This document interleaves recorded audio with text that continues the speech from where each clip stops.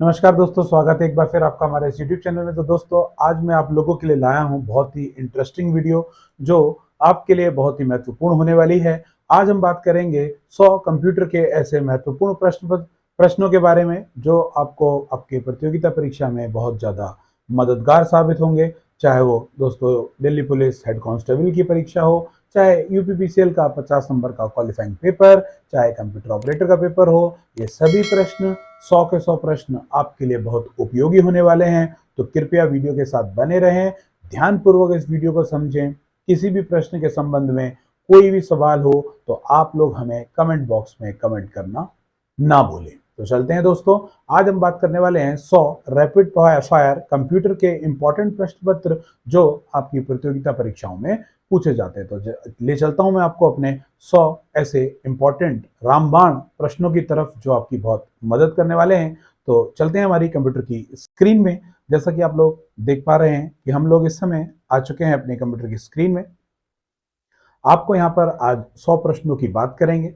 100 प्रश्न कौन कौन से होंगे जो कि बहुत ही महत्वपूर्ण हैं। 100 के 100 प्रश्न आपके लिए बहुत ही उपयोगी होंगे। दोस्तों, आज हम बात करेंगे ऐसे 100 प्रश्नों की जो आपकी प्रतियोगी परीक्षाओं में बहुत ही ज्यादा महत्वपूर्ण है। एजुटेक चैनल में आप लोगों का बहुत बहुत स्वागत है। तो बात कर लेते हैं हमारे पहले प्रश्न की। दोस्तों, उत्तर साथ साथ में प्रश्नों के प्रत्येक प्रश्न का उत्तर मैंने साथ में मेंशन किया है कि किसी भी प्रकार की कोई भी आपको परेशानी ना हो, लेकिन हम चीजों को समझते हुए चलेंगे। दोस्तों, साथ साथ में हम लोग देखते हैं कि किस तरीके से कार्रवाई आगे होती है, प्रश्न को कैसे हल किया जाता है। तो दोस्तों, वह हार्डवेयर डिवाइस कौन सी है जिसे आमतौर पर कंप्यूटर का ब्रेन कहा जाता है। तो दोस्तों, यहाँ पे 4 ऑप्शन है। रैम है, डेटा इनपुट है, सीपीयू है और सेकेंडरी स्टोरेज। यहाँ पर हमारे पास 4 विकल्प हैं। तो दोस्तों, सेंट्रल प्रोसेसिंग यूनिट के बारे में आपने नाम सुना होगा। इसका उत्तर आप लोगों को दिख रहा है, सीपीयू, जिसे हम दोस्तों माइक्रो प्रोसेसर के नाम से भी जानते हैं, जो कंप्यूटर में एक ऐसा हिस्सा होता है जिसको हम कंप्यूटर का ब्रेन भी कहते हैं। मैं साथ साथ में आपको कुछ गूगल की इमेजेस के द्वारा भी आपको समझा पाऊंगा कि किस तरीके से हम लोग इसे कहते हैं। आप देख सकते हैं इस प्रकार की डिवाइस है आपके सामने जिसको सीपीयू कहते हैं, सेंट्रल प्रोसेसिंग यूनिट के नाम से यह जाना जाता है। दोस्तों, ये कंप्यूटर का ब्रेन है। सभी प्रकार के इस तरीके के कार्य हम सीपीयू की मदद से करते हैं। सीपीयू की बात हो गई दोस्तों हमारी, तो इसका जो राइट आंसर है वो है सीपीयू। रैम चिप क्या होती है दोस्तों? रैम का काम होता है रैंडम एक्सेस मेमोरी, जो आपके कंप्यूटर में उपस्थित प्रोग्राम्स को चलाने के काम में आती है। डेटा इनपुट यानी इनपुट कराने के लिए जो इनपुट डिवाइसें हैं। सेकेंडरी स्टोरेज जो डेटा को स्टोर करती है। तो इसका आंसर इसलिए है। ब्रेन की बात कर रही है दोस्तों, तो ब्रेन का तात्पर्य है जो हमारा ब्रेन है यानी कंप्यूटर का जो दिमाग है वो है आपका सीपीयू यानी सेंट्रल प्रोसेसिंग यूनिट के बारे में। आगे चलते हैं दोस्तों, अगला प्रश्न देख लेते हैं हम लोग। किसी प्रोग्राम में बग क्या होता है दोस्तों? बग दोस्तों, जैसे हम लोग बोलते हैं कि बग सामान्य जिंदगी में गंदा बोल देते हैं, भद्दा बोल देते हैं, लेकिन कंप्यूटर की एक टर्मिनोलॉजी है जिसे हम गंदा बोलते हैं, मेलिशियस बोलते हैं, जो विनाशकारी परिणाम देते हैं हम लोगों को। तो उसको हम लोग एरर के नाम से जानते हैं। किसी प्रकार की गलती हो गई, सामान्य जिंदगी में गलती को हम गलती से मिस्टेक के नाम से जानते हैं, लेकिन कंप्यूटर में जो शब्दावली है वो है एरर। तो बग कहते हैं दोस्तों किसी प्रकार की एरर को, और एरर को ठीक करने की प्रोसेस को डीबगिंग कहते हैं। दोस्तों, मोस्ट इंपॉर्टेंट प्रश्न है, ध्यान दीजिएगा, नोट कीजिएगा इस बात को कि किसी भी प्रकार की गलती को तो हम एरर कहते हैं और एरर को ठीक करने की जो प्रोसेस है उसको डीबगिंग कहते हैं। तो दोस्तों, इसका जो राइट आंसर है वो है हमारा बी, एरर। आगे चलते हैं दोस्तों, अगला प्रश्न देख लेते हैं। निम्नलिखित में से कौन सा कंप्यूटर को टेलीफोन लाइनों का प्रयोग करके डेटा अंतरित करने की अनुमति देता है? कुंजी पटल, सीपीयू, मॉडेम व प्रिंटर। दोस्तों, कह रहा है आपसे प्रश्न को समझना बहुत जरूरी है। प्रश्न बहुत इंपॉर्टेंट है दोस्तों। प्रश्नों में ही आपके उत्तर छुपे होते हैं, इसीलिए मैं कई बार आप लोगों को बताया है कि प्रश्न में उत्तर छुपे होने के कारण कई बार आप सवाल गलत कर देते हैं। तो कृपया आप ध्यान से देखिए प्रश्न क्या कह रहा है। निम्नलिखित में से कौन सा कंप्यूटरों को टेलीफोन लाइनों का प्रयोग करके डेटा अंतरित करने की अनुमति देता है? दोस्तों, डेटा को इनपुट कराने की अनुमति कौन देता है? कुंजी पटल। तो आप देख सकते हैं टेलीफोन लाइन में कुंजी पटल कीबोर्ड का किसी प्रकार का कोई रोल नहीं है। सीपीयू में भी कोई रोल नहीं है दोस्तों, क्योंकि टेलीफोन लाइन के बिना भी सीपीयू काम करते हैं। प्रिंटर टेलीफोन लाइन की मदद से प्रिंट निकालने का इस्तेमाल करता है, लेकिन किसी प्रकार का आउटपुट डेटा नहीं प्रदान करता। बात कर लेते हैं हम यहाँ मॉडेम की। दोस्तों मॉडेम एक ऐसी डिवाइस है जो इनपुट और आउटपुट दोनों तरीके का काम करता है। हमारे पास एक कंप्यूटर मशीन यहाँ लगी हुई है मान लेते हैं, और एक कंप्यूटर मशीन हमारी यहाँ लगी हुई है मान लेते हैं। तो दोस्तों एक कंप्यूटर से दूसरे कंप्यूटर में जब डेटा जाता है तो दोस्तों कंप्यूटर जो प्रोड्यूस करता है वो करता है डिजिटल सिग्नल्स प्रोड्यूस करेगा, और कंप्यूटर जो रिसीव करेगा वो भी डिजिटल सिग्नल्स को ही रिसीव करेगा। बट दोस्तों ये जो सिग्नल्स यहाँ से लेकर इस कंप्यूटर तक जा रहे हैं, बीच में एक ऐसी डिवाइस लगी होती है जिसे हम मॉडेम के नाम से जानते हैं, जिसका काम होता है डिजिटल सिग्नल्स को एनालॉग सिग्नल्स में परिवर्तित करना और एनालॉग सिग्नल्स को डिजिटल सिग्नल्स में परिवर्तित करना। तो मॉडेम ने क्या काम करा, जो टेलीफोन लाइन है उसमें आने वाला डेटा, क्योंकि कंप्यूटर हमारा डिजिटल सिग्नल्स पे काम करता है और उसे एनालॉग सिग्नल्स में बदलने के लिए हमें मॉडेम की जरूरत पड़ती है। जैसा कि एक चित्र के माध्यम से मैं आपको यहाँ पर समझा देता हूँ। हमारे पास एक प्रश्न है, एक चित्र है आपके सामने, आप देख सकते हैं स्क्रीन पर। हमारे पास एक कंप्यूटर है लेफ्ट साइड पर, जैसा कि आप देख पा रहे हैं, ये रहा। डिजिटल सिग्नल्स प्रोड्यूस करता है हमारा कोई भी कंप्यूटर, ये मॉडेम लगा है एक। मॉडेम ने क्या काम किया, डिजिटल सिग्नल्स को कन्वर्ट कर दिया एनालॉग सिग्नल्स में। तो ये जो प्रक्रिया है ये कहलाई हमारी मॉड्यूलेशन। जैसा कि आप देख सकते हैं मॉड्यूलेट कर रहा है सिग्नल, और उसके बाद सिग्नल्स जो एनालॉग सिग्नल्स हैं वो ट्रैवल करके गए दूसरे एंड पर। दूसरे एंड पर भी क्या मिला, हमें मॉडेम मिला। इस मॉडेम ने क्या काम किया, इस मॉडेम ने वापस से वो काम किया, एनालॉग सिग्नल्स को कन्वर्ट कर दिया डिजिटल सिग्नल्स में। कंप्यूटर कैसा सिग्नल्स प्रोड्यूस करता है, डिजिटल सिग्नल्स। कंप्यूटर कैसा सिग्नल्स रिसीव करता है, डिजिटल सिग्नल्स। तो कहने का तात्पर्य है मॉडेम ने क्या काम किया, डिजिटल को एनालॉग में कन्वर्ट किया यहाँ पर, और यहाँ पर क्या काम किया, एनालॉग को डिजिटल में कन्वर्ट किया। दोस्तों तो डिजिटल से एनालॉग सिग्नल्स में बदलने की प्रोसेस को कहते हैं मॉड्यूलेशन। जैसा कि आप यहाँ देख पा रहे हैं डिजिटल से एनालॉग में कन्वर्जन हो रहा है तो उसको मॉड्यूलेशन कहते हैं। एनालॉग से डिजिटल में जो कन्वर्सेशन हो रहा है उसको बोलते हैं डीमॉड्यूलेशन। तो दोस्तों ये जो फुल फॉर्म है मॉडेम की, इसी में उसकी फुल फॉर्म छुपी है, MO से मॉड्यूलेशन और DEM से डीमॉड्यूलेशन। तो उम्मीद है आप मॉडेम वाले प्रश्न मेरे द्वारा समझ पाए होंगे। हम चलते हैं अपने अगले प्रश्न की तरफ। दोस्तों इसका जो राइट आंसर है वो राइट आंसर है हमारा मॉडेम। पहला सक्रियात्मक इलेक्ट्रॉनिक अंकीय कंप्यूटर। अंकीय मतलब दोस्तों न्यूमेरिकल कंप्यूटर की बात कर रहा है, न्यूमेरिकल की। तो दोस्तों इसकी जो फुल फॉर्म है, आंसर है जो हमारा ENIAC है। फर्स्ट इलेक्ट्रॉनिक कंप्यूटर का नाम है ENIAC। इसकी फुल फॉर्म है दोस्तों electronic numerical integrator and computer. दोस्तों फुल फॉर्म कई बार पूछी जाती है, फुल फॉर्म बहुत ही महत्वपूर्ण है, आप लोग नोट डाउन करते रहिएगा। बहुत प्रश्नों में, बहुत प्रश्न पत्रों में इस प्रकार के जो फुल फॉर्म्स है उसके बारे में पूछ की गई है। आगे देख लेते हैं दोस्तों। अगला प्रश्न है हमारे पास, निम्नलिखित में से कौन सा www का सही रूप है। ये फुल फॉर्म भी दोस्तों बहुत इंपॉर्टेंट है। www बहुत बार पूछा गया है, कई बार दोस्तों 4W भी पूछ ले जाते हैं। तो मैंने यहाँ पर आपको 3W की फुल फॉर्म्स लिखी है, 3W की, और यहाँ पर 4 टाइम्स W की भी फुल फॉर्म्स लिखी है। ये फुल फॉर्म बहुत ही ज्यादा इंपॉर्टेंट है। 3W की जो फुल फॉर्म है वो होती है वर्ल्ड वाइड वेब, यानी विश्व विख्यात, यानी विश्व में व्याक, पूरे विश्व में फैला हुआ वर्ल्ड वाइड वेब। और जो दूसरा है हमारा वो है वर्ल्ड वाइड वेब वॉर्म्स, यानी विश्व स्तर पर जो वायरसेस पाए जाते हैं, जो प्रोग्राम्स होते हैं, उनको हम 4W के नाम से संबोधित करते हैं। तो दोस्तों बहुत इंपॉर्टेंट प्रश्न है। आगे बढ़ते हैं, छठे प्रश्न को देख लेते हैं।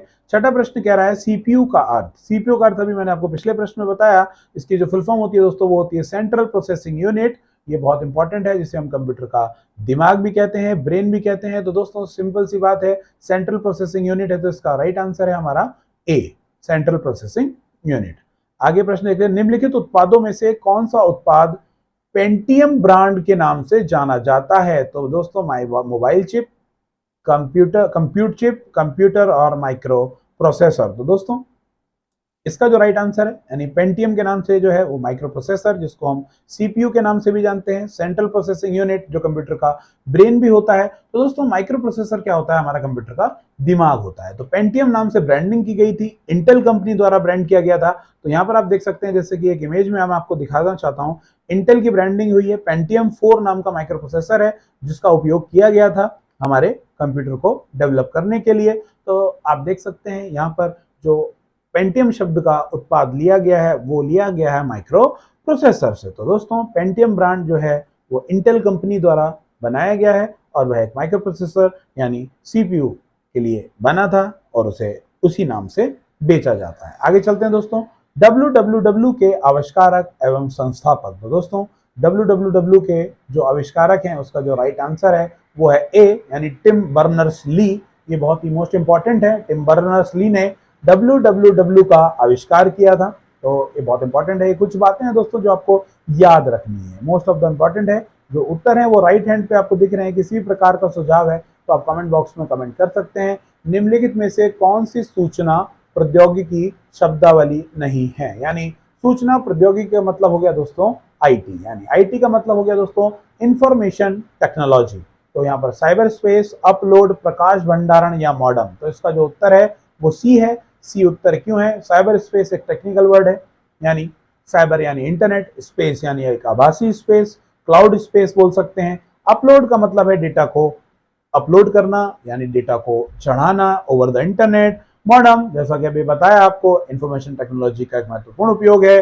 सूचना का आदान प्रदान, सिग्नल्स का आदान प्रदान, डिजिटल सिग्नल्स को एनालॉग सिग्नल्स में, एनालॉग सिग्नल्स को डिजिटल सिग्नल में ये प्रक्रिया कराता है मॉडम। तो भैया प्रकाश भंडारण है, जो प्रकाश का स्टोरेज है, लाइट स्टोरेज है, ये एक शब्दावली इंफॉर्मेशन टेक्नोलॉजी की नहीं है। तो इसका राइट आंसर है दोस्तों प्रकाश भंडारण, सी इसका राइट आंसर। आगे चलते हैं, पहले इलेक्ट्रॉनिक अंकीय कंप्यूटर में क्या था? दोस्तों जो पहला इलेक्ट्रॉनिक अंकीय कंप्यूटर था तो आपको जैसे कि पता है इसका जो राइट आंसर है बी यानी वॉल्व। वॉल्व का मतलब क्या होता है? जैसे वैक्यूम ट्यूब का इस्तेमाल किया था दोस्तों। इसमें सेमीकंडक्टर है, आप ट्रांजिस्टर्स को देख सकते हैं, इंटीग्रेटेड सर्किट है। तो कहने का मतलब है वॉल्व का मतलब है दोस्तों एक इलेक्ट्रॉनिक अंकीय कंप्यूटर में वॉल्व का इस्तेमाल किया गया था। वैक्यूम ट्यूब यानी फर्स्ट पीढ़ी के यानी पहली पीढ़ी जनरेशन के जो कंप्यूटर थे उनमें इस्तेमाल किया गया था वैक्यूम ट्यूब, जिसमें वॉल्व का प्रयोग किया जाता था दोस्तों। तो इनके इलेक्ट्रॉनिक अंकीय न्यूमेरिकल कंप्यूटर में वॉल्व का इस्तेमाल करते थे, इसलिए इसका आंसर है हमारा डी। तो पहले इलेक्ट्रॉनिक अंकीय कंप्यूटर में जो था वो था वॉल्व। अनुपम क्या है दोस्तों? अनुपम एक बहुत इंपॉर्टेंट और बहुत मशहूर प्रश्न है जो कई बार पूछा जाता है। एक शोध संस्थान है, एक सुपर कंप्यूटर है। तो जैसे कि आप लोगों ने पढ़ा होगा तो आपको ध्यान आ रहा होगा कि अनुपम भारत का एक सुपर कंप्यूटर है दोस्तों। तो इसीलिए अभी अगले पेज पे चल रहे हैं तो आपको राइट आंसर मिलेगा बी। तो मैं आपको पहले ही बता देता हूं कि अनुपम, आपको दोस्तों ये बात याद रखनी है, अनुपम भारत का एक सुपर कंप्यूटर है। तो नवनिर्मित प्रेक्षप्रात है या कंप्यूटर सॉफ्टवेयर है। तो दोस्तों इसका आंसर है बी। तो यानी अनुपम हमारा एक सुपर कंप्यूटर है जिसकी काफी तेज स्पीड है और उसकी बात करेंगे आगे, हम सुपर कंप्यूटर के बारे में भी बात करेंगे। तो फिलहाल अनुपम एक सुपर कंप्यूटर है। भारत में विकसित परम सुपर कंप्यूटर का विकास किस संस्था ने किया था? दोस्तों सीडैक एक ऐसी संस्था है, इसका राइट आंसर है ए। सीडैक ने इसका शुरुआत करी थी। भारत के परम कंप्यूटर जितने भी मैक्सिमम आपके कंप्यूटर्स हैं, जितने भी मैक्सिमम आपके इस्तेमाल किए जाने वाले भारत में का सुपर कंप्यूटर्स हैं वो सीडैक द्वारा निर्माण किए जाते हैं। उनका निर्माण सीडैक द्वारा किया जाता है। तो आप देख सकते हैं, मैं आपको परम की सुपर कंप्यूटर की फोटोग्राफ्स दिखा देता हूं। अनुपम है दोस्तों, ये सुपर कंप्यूटर है भारत का। सीडैक हमारी एक ऐसी संस्था है जो इस्तेमाल करते हैं सुपर कंप्यूटर्स को बनाने के लिए। सीडैक की मदद से विभिन्न प्रकार के सुपर कंप्यूटर्स का उदय हुआ, सुपर कंप्यूटर्स को बनाया गया। तो उसका राइट आंसर है भारत में विकसित परम सुपर कंप्यूटर का विकास जो संस्था थी वो है सीडैक संस्था। कंप्यूटर डेटा की सबसे छोटी इकाई है दोस्तों, बिट है, बाइट है, रिकॉर्ड है, फाइल है। तो दोस्तों यहाँ पर जो उत्तर दिया है, यहाँ पर उत्तर है बाइट। बाइट उत्तर क्यों है दोस्तों? 1 बाइट इक्वल्स टू होता है आपका 8 बिट। तो कई लोगों का मानना है कि भैया बिट होता है हमारा 0 और 1 के रूप में, 0 और 1 के रूप में, यानी डिजिटल सिग्नल्स के रूप में। एक बाइट में 1 बिट होते हैं। तो स्टोरेज की इकाई की बात आती है, ये दोस्तों थोड़ा सा अपवादिक प्रश्न है, इसके बारे में हम आपको ब्रीफ इंट्रोडक्शन देंगे। 1 बाइट बराबर 8 बिट होती है कंप्यूटर डेटा की सबसे छोटी इकाई। यानी अगर बात करें डेटा की तो वो 0 और 1 के फॉर्म में होता है, यानी डेटा है बिट के रूप में। लेकिन जो स्टोरेज क्षमता की हमने बात बताई है वो है 1 बाइट, यानी जो इसका राइट आंसर है वो बाइट होता है। डिजिटल फॉर्म में सोचें अगर समझे तो बिट एक छोटी इकाई है, लेकिन भंडारण क्षमता के आधार पर बात करें तो जो इकाई मापी जाती है दोस्तों वो बाइट में मापी जाती है, क्योंकि बिट जो है वो एक फॉर्म में होता है 0 या 1 के फॉर्म में। एक बाइट में 8 बिट होते हैं, इसलिए जो भंडारण के कंप्यूटर डेटा के भंडारण के आधार पर जो इसकी छोटी इकाई है एक बाइट। चलते हैं दोस्तों अगले प्रश्न की तरफ। कौन सी भाभा परमाणु अनुसंधान केंद्र द्वारा विकसित सुपर कंप्यूटर परियोजना है?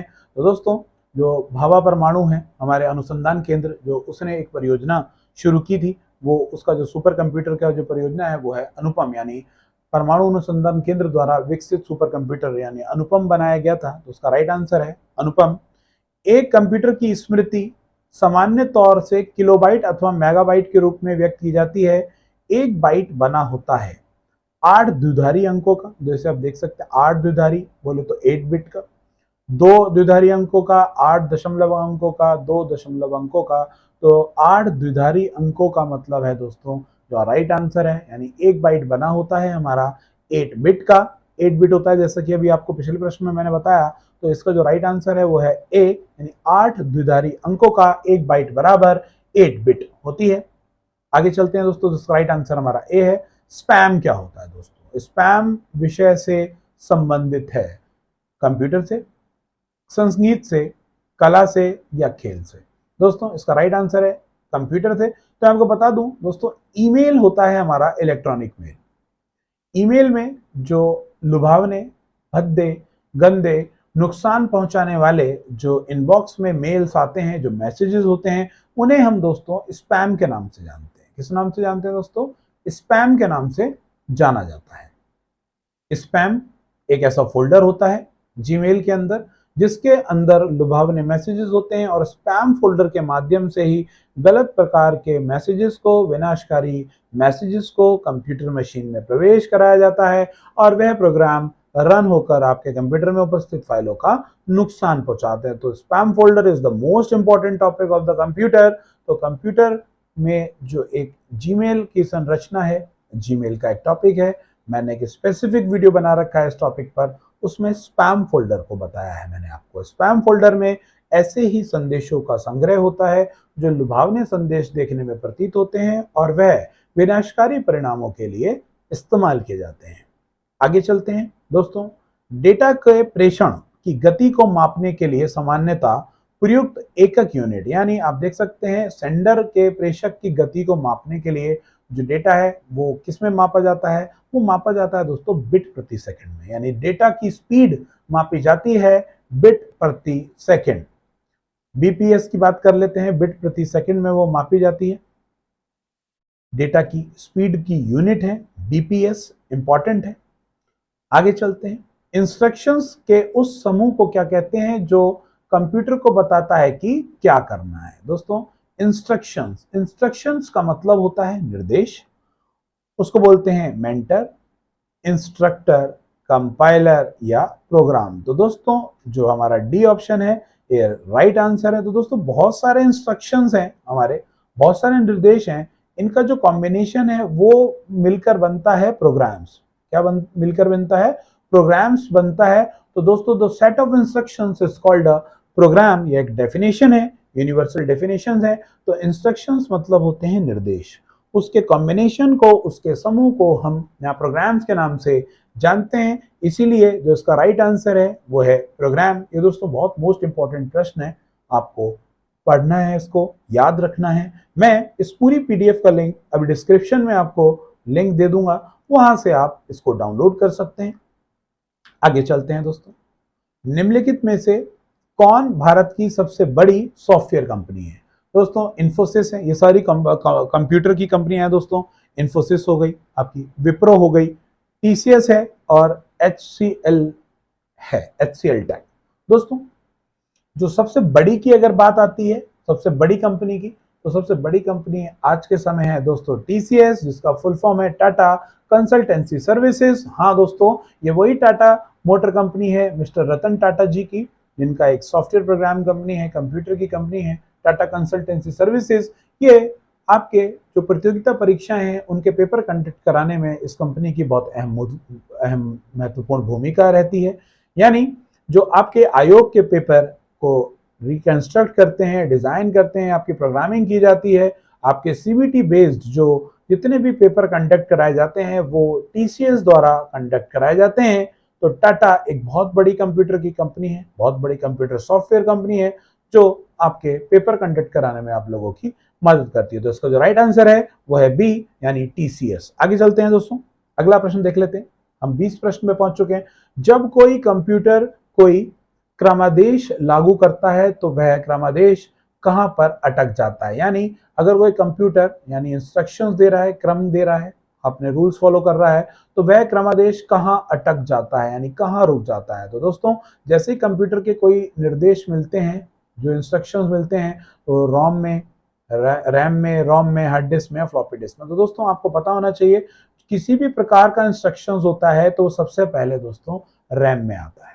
यानी अगर कंप्यूटर में उपस्थित सभी प्रोग्राम्स चलने के लिए रैम में आना होता है, अगर वो रैम में नहीं आएंगे तो किसी प्रकार का प्रोग्राम रन नहीं होगा। यानी विंडोज भी बूट होने के पश्चात, यानी बूट होते ही रैम में आती है, रैम में आती है तभी वो कोई प्रोग्राम चलता है और तभी आपको डिस्प्ले प्रतीत होता है। तो अगर क्रमादेश कहाँ पर अटक जाता है, अगर वो अटकता है तो वो रैम ही है। ऐसा अगर आपको डिस्प्ले नहीं चल रहा, यानी आपने कोई प्रोग्राम रन किया और वो आपको प्रोजेक्ट नहीं हो रहा है, तो इट्स मीन्स वो रैम में अटक चुका है। कंप्यूटर की स्थायी स्मृति को क्या कहते हैं दोस्तों? यहाँ स्मृति से तात्पर्य है स्टोरेज को। स्थायी का मतलब हो गया यहाँ पर परमानेंट। दोस्तों हिंदी जितनी आपको आसान लगती है इतनी आसान है नहीं एज कंपेयर टू इंग्लिश। यहां पर कंप्यूटर की ऐसी शब्दावली है जो आपको बहुत ज्यादा घबराहट में डाल सकती है और आपको समझने में परेशानी हो सकती है।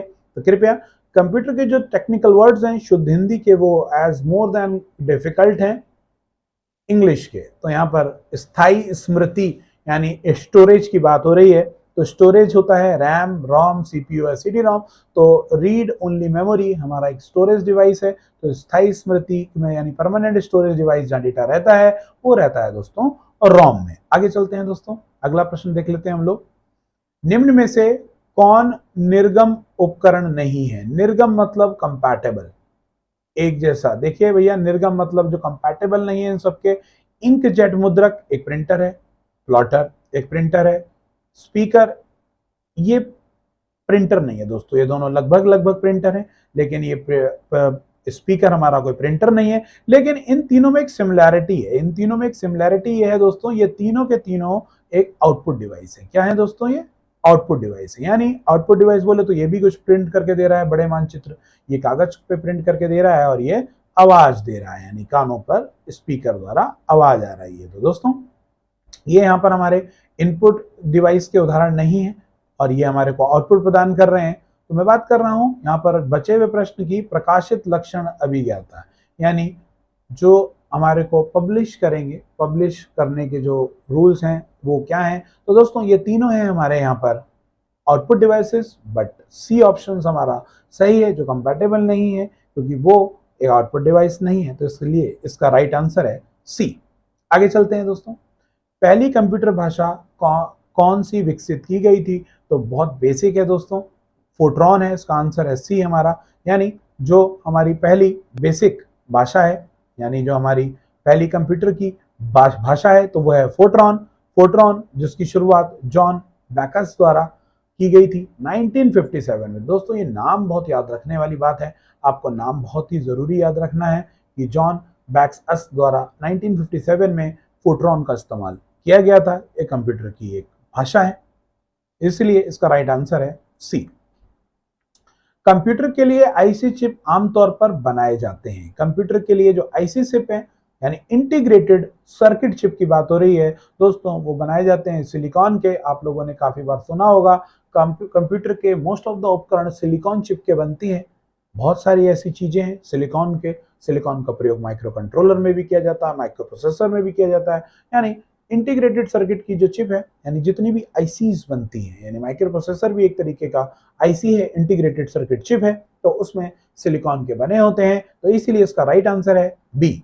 आगे चलते हैं। निम्न में से कौन सा सीआरटी का हिस्सा नहीं है?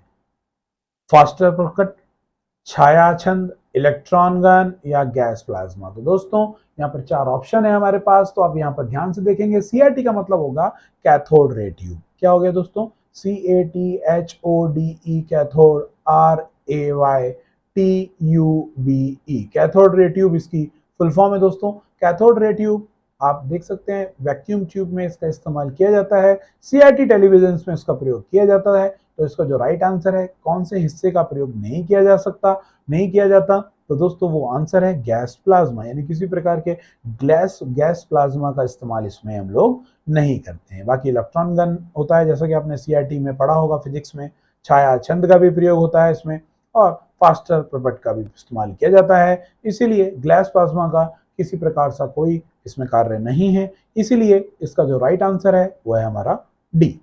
26वां प्रश्न देख लेते हैं। लेजर प्रिंटर में निम्नलिखित में से कौन सा लेजर प्रकार प्रयुक्त होता है?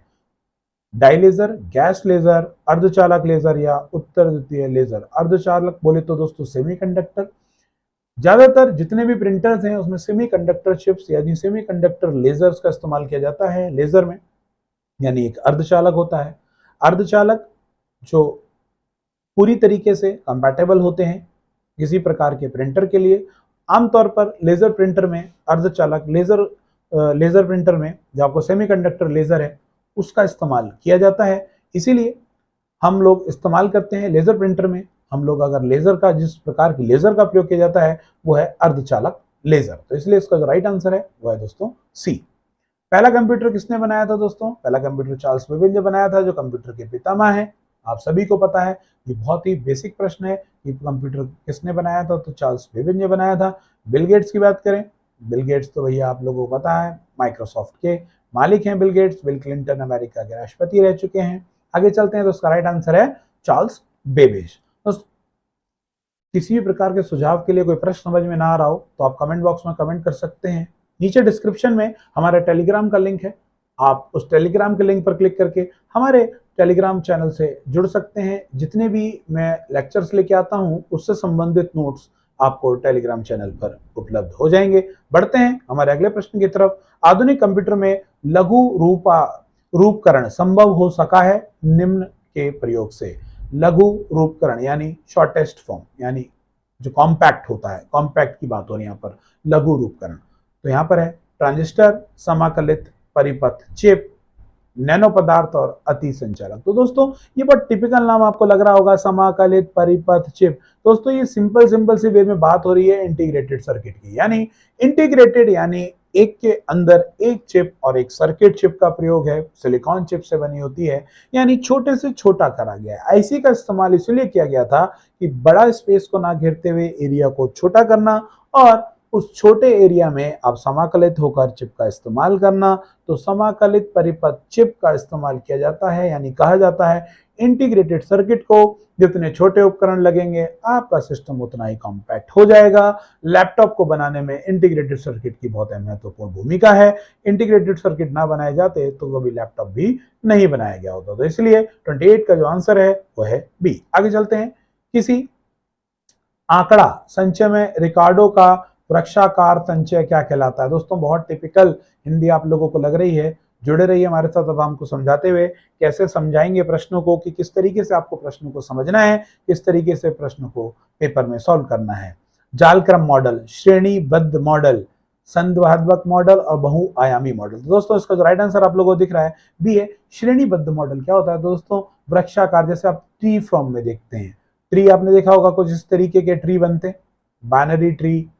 ये दोस्तों ये देख हिरार्की मॉडल इसे बोलते हैं। क्या बोलते हैं? हिरार्की। ये श्रेणीबद्ध मॉडल का मतलब हो गया हिरार्की मॉडल। वृक्षाकार संचय ये आपको दिख रहा है ट्री फॉर्म में, जैसे आप लोगों ने बाइनरी ट्री पढ़ा है। तो किसी आंकड़े को संचय करने, अपने रिकॉर्ड को ट्री फॉर्म में, वृक्ष आ गया दोस्तों, तो वृक्ष से आप आइडिया लगा लीजिएगा कि ट्री की बात चल रही है, क्योंकि पेड़ कुछ इसी रूप में होते हैं, हमारे ट्री फॉर्म में चल रहा है, तो इसलिए इसका आंसर है श्रेणीबद्ध मॉडल। तो उत्तर हो गया आपका बी। अगला प्रश्न देख लेते हैं। निम्न में से कौन कंप्यूटर आंकड़ों की त्रुटियां प्रदर्शित करता है?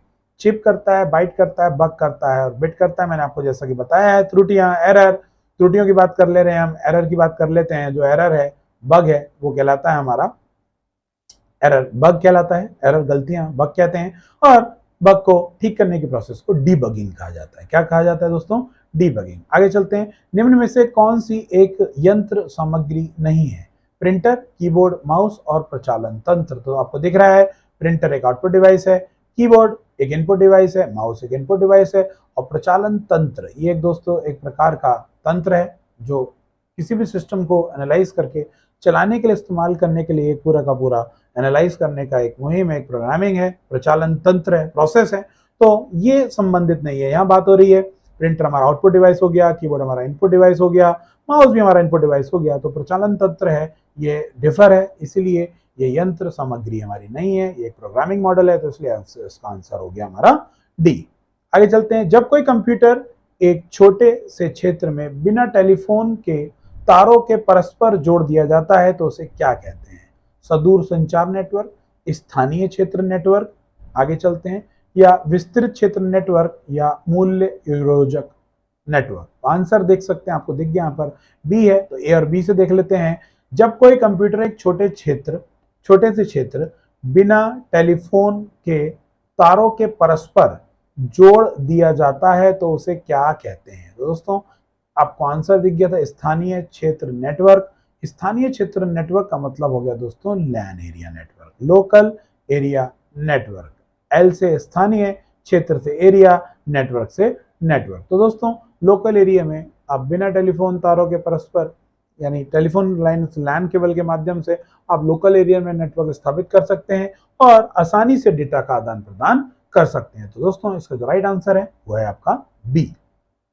आगे बढ़ते हैं दोस्तों, आईसी चिप का निर्माण किया जाता है। आईसी चिप यानी आईसी चिप का निर्माण किससे किया जाता है दोस्तों? फाइबर से।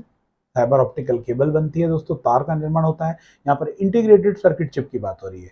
सेमीकंडक्टर जैसे हमने आपको अभी आगे बताएंगे, एक सीमोस चिप थी, कॉम्प्लीमेंट्री मेटल ऑक्साइड सेमीकंडक्टर। तो दोस्तों सेमीकंडक्टर एक ऐसी धातु है जिसकी बहुत महत्वपूर्ण भूमिका रहती है आईसी चिप के निर्माण में। अधिकांश आईसी चिप में सेमीकंडक्टर का प्रयोग किया जाता है। तो semiconductor is the most important धातु या most important particles to create any type of IC integrated circuit chip. तो इसका जो राइट आंसर है वो है हमारा बी।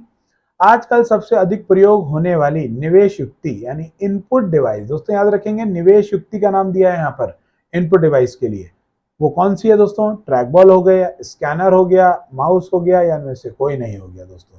तो जो राइट आंसर है वो आपका सी है। आपको दिख गया होगा यहाँ पर अधिकांश तौर पर इस्तेमाल किए जाने वाली जो डिवाइसेस हैं वो है माउस हैं। इनपुट डिवाइस का प्रयोग जरूर होता है माउस के रूप में। सभी प्रकार के लैपटॉप और डेस्कटॉप या कंप्यूटर्स में हम माउस का प्रयोग अवश्य करते हैं। आगे चलते हैं दोस्तों, अगला क्वेश्चन देख लेते हैं। पद एमबी प्रयोग किया जाता है दोस्तों, यहाँ एमबी की बात हो रही है। एमबी का मीन्स हो गया यहाँ पर मेगाबाइट, मैग्नेटिक बिट्स के लिए, मेगाबाइट्स के लिए, मेगाबिट्स के लिए, उपरोक्त में से कोई नहीं। जैसे आपको दिख गया एमबी का मतलब होता है मेगाबाइट्स में। यहाँ पर आपको बगल में आपको चार्ट दिख रहा होगा, इसमें केबी को क्या कहते हैं, एमबी को क्या कहते हैं, जीबी को क्या कहते हैं, टीबी को गीगाबाइट, टेराबाइट, हेक्साबाइट, जोटाबाइट, लोटाबाइट। तो दोस्तों यहाँ पर सभी प्रकार के आपको एब्रिवेशंस दिख रहे हैं जो मेमोरी यूनिट से संबंधित हैं। स्क्रीनशॉट लेकर आप उनको सुरक्षित कर सकते हैं। याद रखिएगा दोस्तों, ये प्रश्न बनता है एमबी को क्या कहा जाता है? तो इसका जो राइट आंसर है वो है मेगाबाइट। आगे चलते हैं दोस्तों, मूल निवेश निर्गम प्रणाली यानी basic input output system computer में विद्यमान रहती है दोस्तों। हार्ड डिस्क पर, केवल माउस की स्मृति पर, यात्रिक अभिगम स्मृति पर, या उपरोक्त में से कोई नहीं।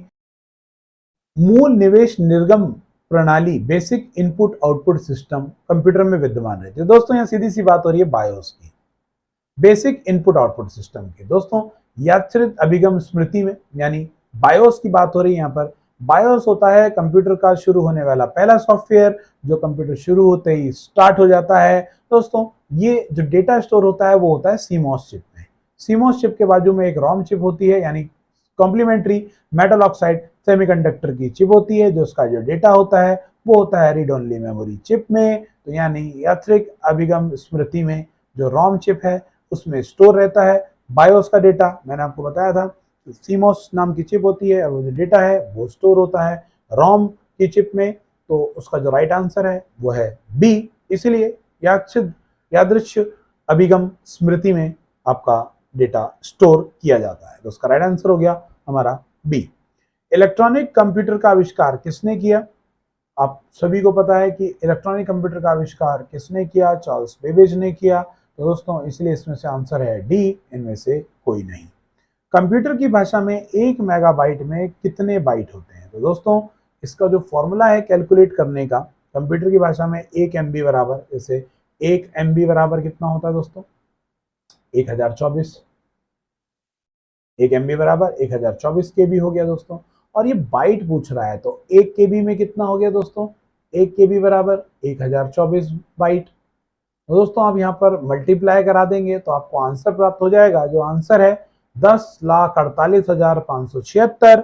हमारे को 1 मेगाबाइट में जो बाइट होते हैं वो पहले कैलकुलेट हुआ वो केबी में, फिर किलोबाइट में, फिर वो 1 किलोबाइट कन्वर्ट हुआ, 1 किलोबाइट कन्वर्ट हुआ बाइट में। तो दोस्तों उनकी जब मैंने मल्टीप्लिकेशन कराई, जो मुझे उत्तर प्राप्त हुआ वो हुआ 10,48,576। ये कैलकुलेशन कराने का एक तरीका है, यानी 1 MB बराबर 1024 KB, 1 KB बराबर 1024 बाइट। दोस्तों उम्मीद है आपको ये बात समझ में आ रही होगी। ऐसे ही बात करें 1 GB की, तो 1 GB बराबर होता है 1024 MB। एक टीबी की बात करें तो 1 TB बराबर होता है 1024 GB। तो दोस्तों ये क्लासिफिकेशन है।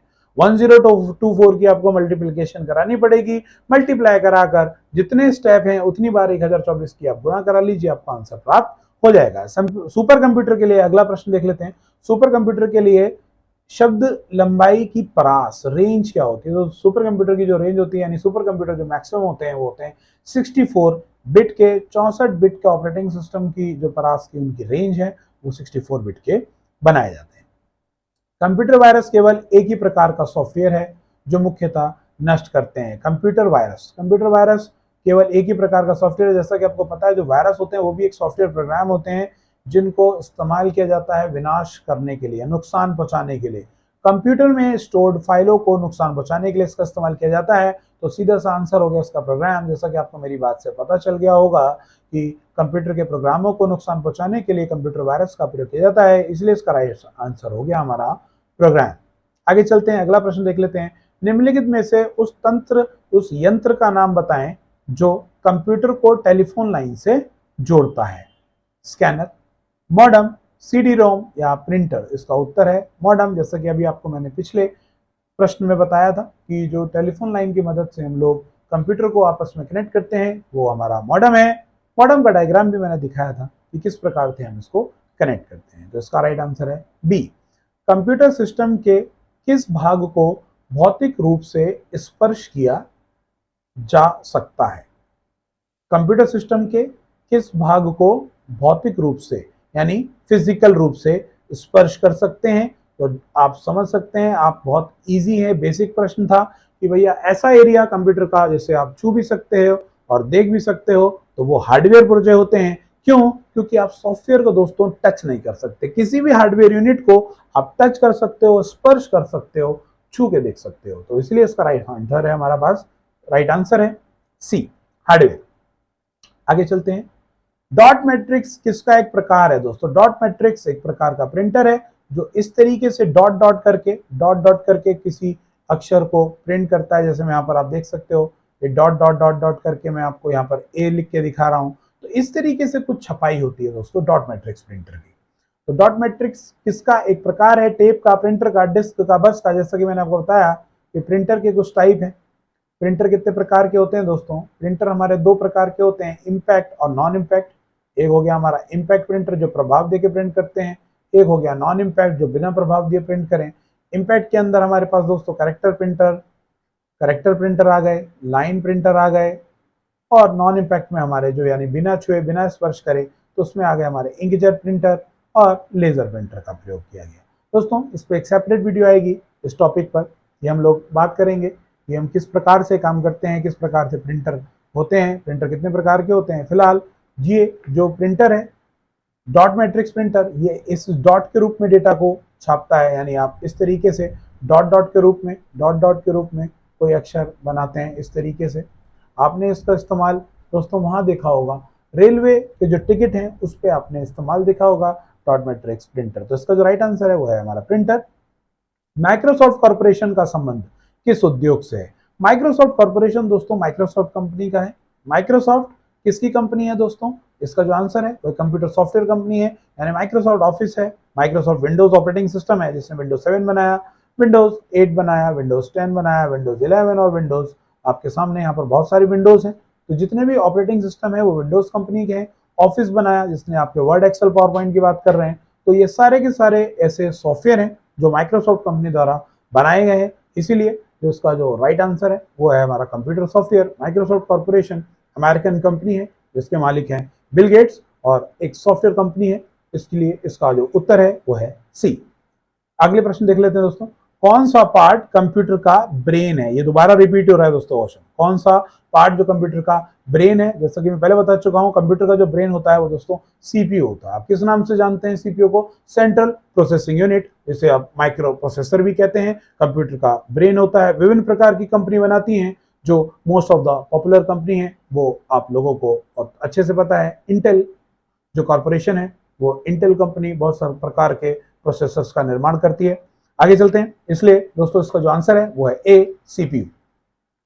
46 प्रश्न की बात कर लेते हैं। निम्न में से कौन सा सिस्टम कंपोनेंट कंप्यूटर का मस्तिष्क होता है? रिपीट दोबारा दोस्तों, इसका आंसर भी सीपीयू है। देखिए वो कहीं पर जिक्र कर रहा है सीपीयू को लिख दे रहा है इंग्लिश में, और कहीं पर सीपीयू को लिख दे रहा है वो हिंदी में, कहीं वो ब्रेन कह दे रहा है, कहीं वो माइक्रो प्रोसेसर कह दे रहा है। तो दोस्तों इसी से रिलेटेड 4 प्रश्न आपको इसी पीडीएफ में मिल गए हैं। तो यहाँ पर अलग अलग तरीके से वो आपके सामने प्रश्नों को घुमा के रखता है, तो ध्यान रखना है आपको किस तरीके से फेस करना है प्रश्न को। इस 46 का भी जो राइट आंसर है वो है बी। आगे चलते हैं, 47 की बात कर लेते हैं। 47 है प्रिंटर।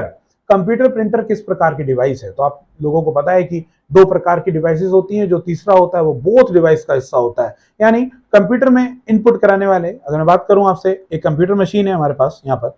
अगर इस कंप्यूटर में कुछ इनपुट देना है, आपको प्रवेश कराना है, अगर आप चाहते हैं कि इसमें कुछ डेटा एंटर करे, तो एंटर करने के लिए आपको इनपुट डिवाइसों की आवश्यकता पड़ेगी, जैसे माउस या कीबोर्ड। लेकिन आप चाहते हैं इस डिवाइस से अगर हम कुछ डेटा आउटपुट निकाले किसी दूसरी मशीन के माध्यम से, तो दोस्तों इस कंप्यूटर के साथ एक आपको मशीन लगेगी, जैसे प्रिंटर लग गया, स्पीकर लग गया, जो कंप्यूटर के अंदर उपस्थित डेटा अपने माध्यम से बाहर आपको दिखाए। तो दोस्तों उसको बोलेंगे हम लोग यहाँ पर आउटपुट डिवाइस। तो फिलहाल कंप्यूटर प्रिंटर के साथ अटैच होकर क्या करता है, कंप्यूटर के अंदर जो डेटा होता है उसे कागज के रूप में प्रिंट आउट देता है। इसीलिए जो इसका राइट आंसर है वो है आउटपुट डिवाइस, इसीलिए इसका उत्तर है यहाँ पर बी। आगे बढ़ते हैं, 48वां प्रश्न देखते हैं।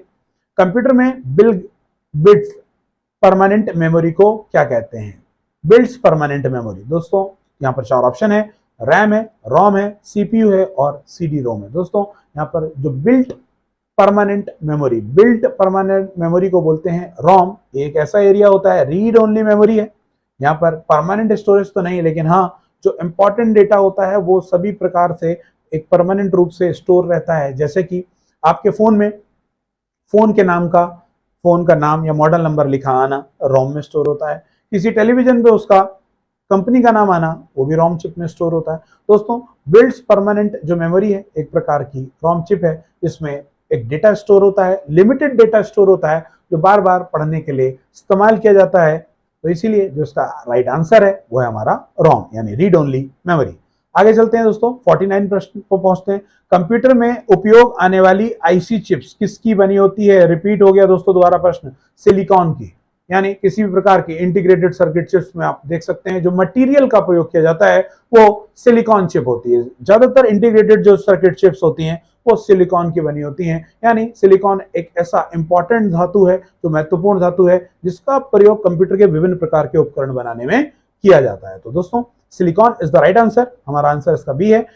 आगे चलते हैं, निम्नलिखित में से कौन सा हार्डवेयर नहीं है? ये एक मिसकॉन्सेप्शनल प्रश्न है दोस्तों, मिक्सअप करने वाले प्रश्न है। कई जैसे सिमिलैरिटी दिखती है आपको कि ये 3 एक जैसे हैं, एक डिफर है, तो आपको चूज करना पड़ता है कि भैया अलग वाला कौन सा है। निम्नलिखित में से कौन सा हार्डवेयर नहीं है? हार्डवेयर, ध्यान देंगे दोस्तों, यहाँ पर प्रश्न बोला हार्डवेयर नहीं है।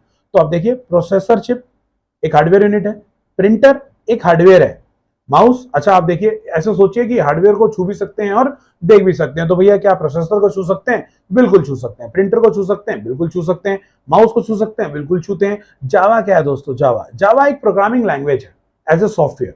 तो आप सॉफ्टवेयर तो कंप्यूटर में इंस्टॉल कर सकते हो, छू नहीं सकते हो। तो क्या पूछ रहा है, निम्नलिखित में से कौन सा हार्डवेयर नहीं है? तो हार्डवेयर जो होते हैं जिन्हें छू सकते हैं, जावा प्रोग्रामिंग लैंग्वेज है जिसे छू नहीं सकते। इसीलिए 50वें प्रश्न का जो राइट आंसर है वो है डी। दोस्तों आज हम बात करने वाले थे यहाँ 100 प्रश्नों की। यह वीडियो का पहला पार्ट है जिसमें मैंने आज आपसे बात करी विशेष 50 प्रश्नों के बारे में।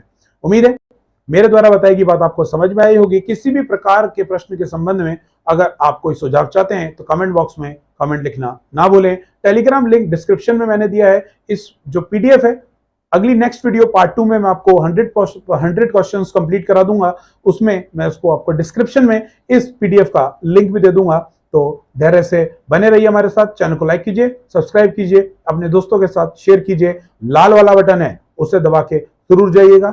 मिलते हैं दोस्तों अगली वीडियो में, तब तक के लिए धन्यवाद।